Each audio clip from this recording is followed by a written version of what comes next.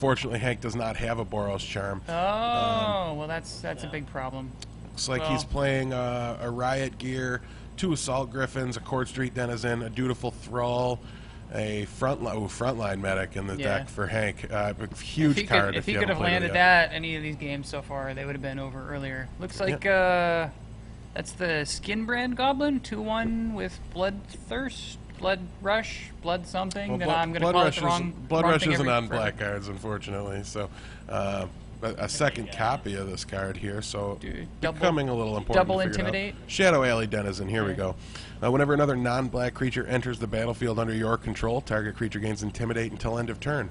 So a little bit of a Denizen fight going on, and we'll get a pump from Hank. Looks like he's gonna drop his Sky Knight Legionnaire and get in for 2. Hank's being a little so timid with his Foundry 19 Street for Hank.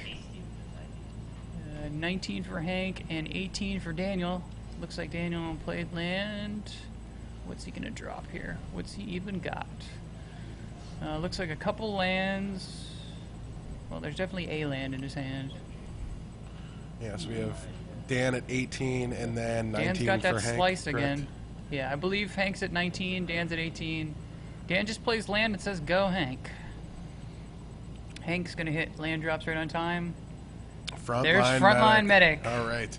So this guy, whenever he attacks with 2 companions, all creatures that Hank controls will be indestructible until end of turn. Also, there's a nice, solid answer to Bonfire of the Damned. Yeah. Not a big player in the Gatecrash format. Okay, so you've seen format. this card. Do you feel like they just tacked that on the bottom of the card? No, I think they very specifically crafted the card to be bad for. I think they knew they Bonfire. wanted that effect for Bonfire, for Sphinx's Revelation, but to me it almost feels like he was a good guy, the 3/3 attacker, and then like, let's just put this ability, let's put it on a white card, it seems good. So I believe that was an aerial something. Aerial maneuver. +1/+1 first strike flying, I think it happens. Yep. And Daniel's also holding on to, that looks like a shade.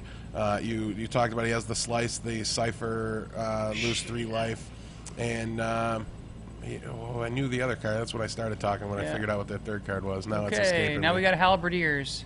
So I think Hank, if he was a little bit, there we go. Now he's got team. Now he can get in for indestructible guys. So it's a 3/1 Foundry Denizen, indestructible because the front line. So he's attacking for 8 damage right here. He's got a 3/3, a 2/2 flyer, and a 2/1 on the ground. The Wojak Halberdiers can't come in this turn, but from here on out, them Wojak Halberdiers are going to be pretty tough to deal with too.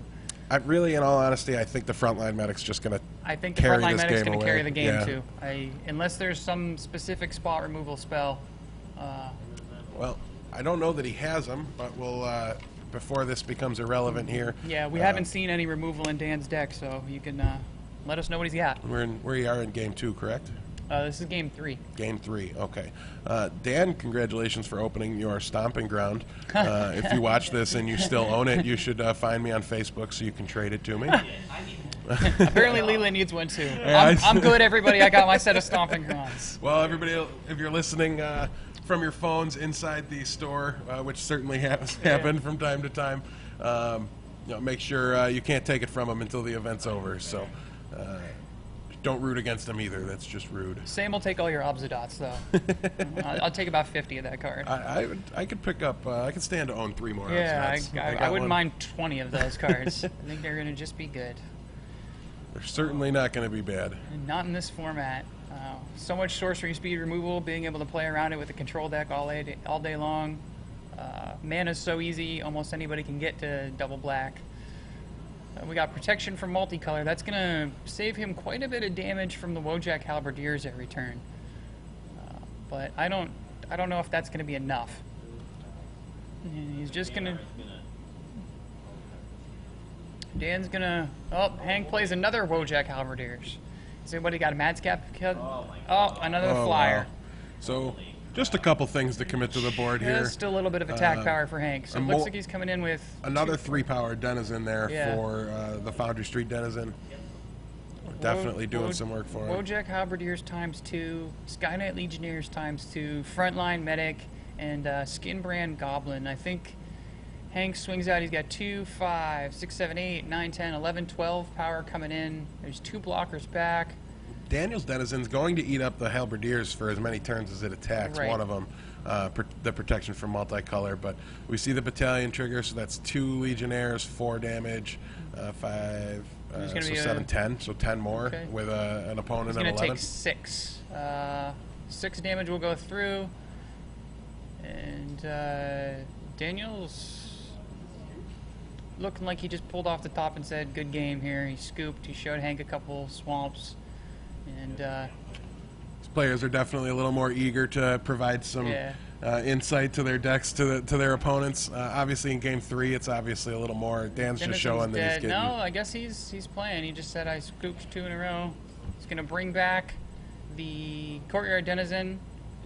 I'm trying to figure out what card that was he just played there, not one that I think jumps out you at bring me. back a creature card from your graveyard, and then you can encode it. Midnight Recovery. Midnight Recovery.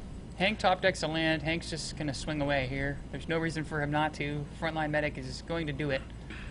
Yep. And there's the handshake there with about 9 minutes left in the round, 8 minutes left.